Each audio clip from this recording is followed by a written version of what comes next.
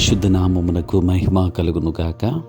క్రీస్తునందు ప్రియ దేవుని బిడ్డలారా, ప్రభువైన యేసు క్రీస్తు పరిశుద్ధ నామములో మీ అందరికీ ఈ ఉదయకాల శుభములు తెలియచేయచ్చు ఉన్నాను.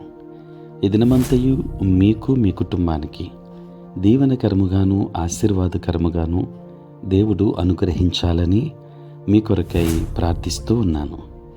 నేటి దినము కొరకు ఏర్పాటు చేయబడిన దేవుని వాక్యము మత్తయి సువార్త 26వ అధ్యాయం 75వ వచనం. కనుక కోడి కూయక మునుపు నీవు నన్నెరుగనని ముమ్మారు చెప్పెదవని యేసు తనతో అనిన మాట పేతురు జ్ఞాపకము తెచ్చుకొని వెలుపలకు పోయి సంతాపపడి ఏడ్చెను. ప్రియులారా, నేటి దినము కొరకు ఏర్పాటు చేయబడిన ధ్యానాంశము రీమా వాక్యం. ప్రియులారా, చదవబడిన వాక్య భాగాన్ని గమనిస్తే యేసు తనతో అనిన మాట పేతురు జ్ఞాపకము తెచ్చుకొని అని ఆ వచనం చెబుతుంది. దేవుని బిడ్డలారా, ఇక్కడ రీమా వాక్యం అనే అంశాన్ని ధ్యానిస్తున్నాం. రీమా వాక్యం అంటే, రీమా అంటే వాక్యం అనే పదానికి కొన్ని గ్రీకు పదాలు వాడబడ్డాయి. ఇక్కడ వాడబడిన గ్రీకు పదం రీమా. దానికి చెప్పబడిన మాట, పలుకు, ఆ పరిస్థితికి తగినట్లు ప్రత్యేకముగా పలుకబడిన మాట అని అక్షరాల అర్థం. ప్రియులారా, శత్రువును పారిపోయేలా చేసేది నీ కాఫీ బల్ల మీద ఉన్న బైబిల్ కాదు.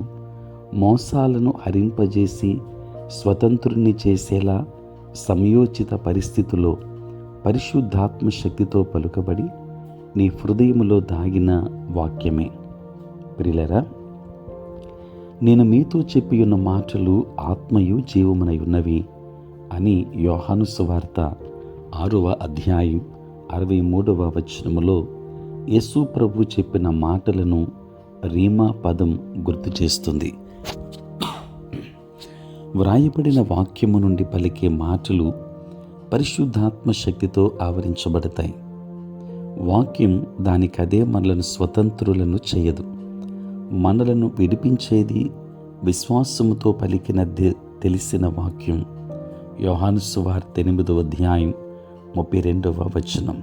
ప్రియులారా, వాక్యం దేవుని వాక్యము గనుక అది ప్రభావితమైనది, శక్తివంతమైనది.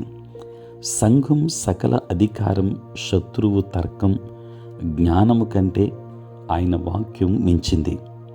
హృదయంతో ఆయన వాక్యాన్ని అనుసంధానించినప్పుడు హృదయం వాక్యాన్ని పరిస్థితితో అనుసంధానిస్తుంది. ప్రియులారా, అప్పుడు మనకు రీమా వాక్యం కలిగింది. 3 సార్లు యేసును ఉపేక్షించిన తరువాత పేతురు ఖచ్చితముగా ఇదే చేశాడు. కొన్నిసార్లు దారుణంగా వైఫల్యం చెందిన తరువాత రీమా వాక్యం వస్తుంది. ఎందుకంటే నిన్ను పునరుద్ధరించి మళ్ళీ కదిలేలా చేసే ఏకైక వాక్యాన్ని పరిశుద్ధాత్ముడు గుర్తు చేస్తాడు. ప్రియులారా, వాక్యాన్ని ఎల్లప్పుడూ జ్ఞాపకం చేసే పరిశుద్ధాత్ముని స్వరాన్ని వింటే ఈరోజు వైఫల్యానికి పైన లేస్తావు. అప్పుడు ఆ రీమా అనే వాక్యం నిన్ను స్వతంత్రుని చేస్తుంది. కనుక పరిశుద్ధ గ్రంథములో దేవుని వాక్యం అనేటువంటి పదానికి వాడబడిన గ్రీకు పదములలో ఒకటి రీమా అనేటువంటి మాట.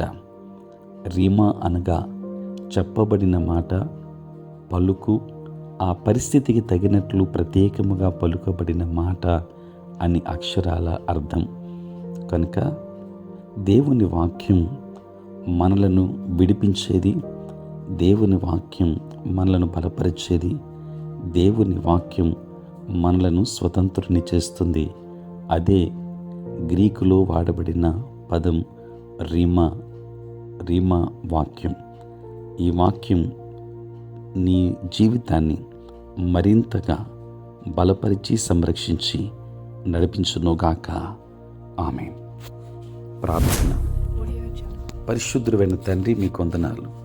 రాత్రంతయు కాపాడారు నాయన. ఉదయం లేచి మిమ్మల్ని స్తుతించే భాగ్యం ఇచ్చారు. నీ స్తోత్రాలు. ఈ దినమంతా కూడా మీ సన్నిధి మాతో ఉంచండి నాయన. ఈ దిన దీవెనలతో మమ్మల్ని నింపండి. బలహీనులైన బిడ్డలను బలపరచండి. అనారోగ్యంతో ఉన్న వారికి ఆరోగ్యాన్ని ఇవ్వండి తండ్రి. ఉద్యోగస్తులు, వ్యాపారస్తులు, కష్టపడి పని చేసుకుంటున్న బిడ్డలందరినీ దీవించండి. నీ సేవ పరిచర్య చేయించిన ప్రతి సేవకును ఆశీర్వదించండి.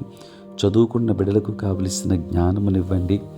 పుట్టినరోజు, పెళ్లి రోజు జరుపుకొనుచున్న బిడ్డలను దీవించి నూతన ఆశీర్వాదాలు దయచేయండి తండ్రి.